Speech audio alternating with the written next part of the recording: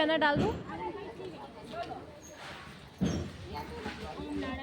एक एक डाल दे, एक एक।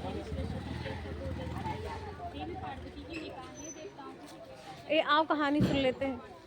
क्षेत्र में स्थित ब्रह्मा जी की प्रिया जी जो सावित्री देवी है, उनका चरित्र आप मुझसे कहिए, जिसमें उनके व्रत का महात्म हो और उनके संबंध का इतिहास हो, एवं जो स्त्रियों के व्रत के प्रतिव्रत को देने वाला, सौभाग्यदायक और महान उदय का करने वाला हो।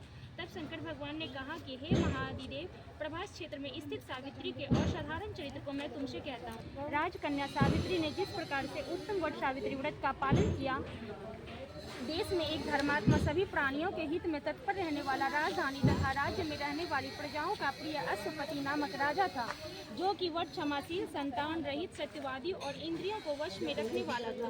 एक समय वो राजा प्रभास क्षेत्र की यात्रा के निमित्त वहां पड़ा हुआ सावित्री के स्थल पर पहुंचा।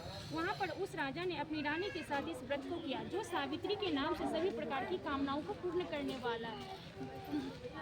भूर्भुवस्सुः, इस मंत्र की साक्षात मूर्ति बनकर स्थित श्री ब्रह्मा जी की प्रिया सावित्री देवी उस राजा पर प्रसन्न हुई।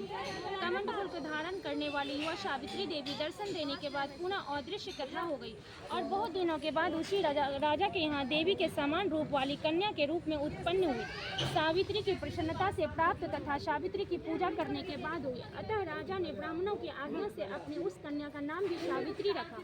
वह राजकन्या सावित्री साक्षात शरीर धारण की